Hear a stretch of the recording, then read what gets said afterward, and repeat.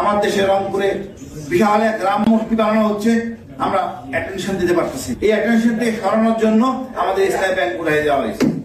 এটা উদ্দেশ্য বলিত হবে যাতে আমরা ওইদিকে কথা বলতে না পারি, এদিক নিয়ে ব্যস্ত থাকি। ব্যাংক কারা চালাবে আমাদের সিদ্ধান্তে হবে, জানি ব্যাংক চলবে না, আমরা ঘিরে থাকবো। এত লাভ জব দেওয়ার কিছু দায়িত্ব একটা লোক কি আছে নাকি তাকে যা কথা বলতেছেন যে উনি ছাড়া চলবে না ব্যাংক?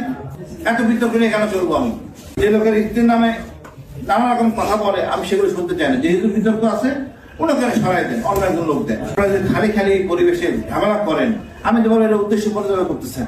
আপনারা চান না সীমান্তের পরে সমস্যাটা সমাধান হোক। পরশু দিনও দেখতেছিলাম, গতকালও দেখতেছিলাম হুঙ্কার দিচ্ছে হাজিরা চলে আসবে। আপনারা এগুলো এদেরকে পুনর্বাসন নিয়ে ব্যস্ত হয়ে গেছেন। এত অপরাধ হয়েছে, কোনো মনিটরিং সেল নাই, আপনি এগুলো করতেছেন না। চাচ্ছেন আমার এই পুনর্বাসিত হোক আর আমরা শেষ হয়ে যাই। আমরা তো এমনি শেষ হয়েছিলাম, এবার যে হইতে হয় আমরা সবাই যাবো, সবাইকে নিয়ে শেষ করবো। সংস্কারটা ঠিক মতো করতে পারি নাই। আপনার লজ্জা হওয়া উচিত, সমাজে স্বাক্ষর করেন নাই, কমিটমেন্ট শুরু করেন নাই। আমরা খুব বেশি আশা করি না, বাট অন্তত 5 বছর কন্টিনিউ করতে গেলে আপনাকে সমাজ স্বাক্ষর করতে হবে।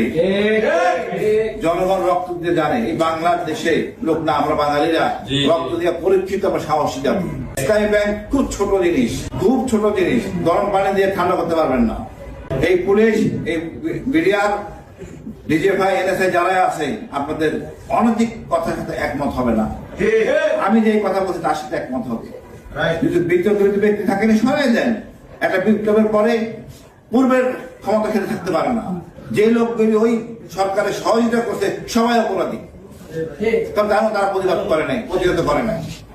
যে বর্তমানে আমি এত ঝামেলায় আসবো না। ইসলামী ব্যাংক আমাদের কষ্ট যদি টাকার জায়গা রাখা, আমার নিজের কিছু, আমার পরিবারও আছে, কেন আমি এই জায়গায় বিতর্কিত লোক রাখবো?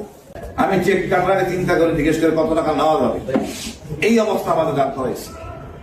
আমরা এই দেশ স্বাধীনতায় বা 24শে বিপ্লবে এদের কোনো ভূমিকা নাই। এরাই জায়গায় আবার আগের জায়গায় বসে গেছে। আমরা আসলে ঠিক মতো কাজ করতে পারি না।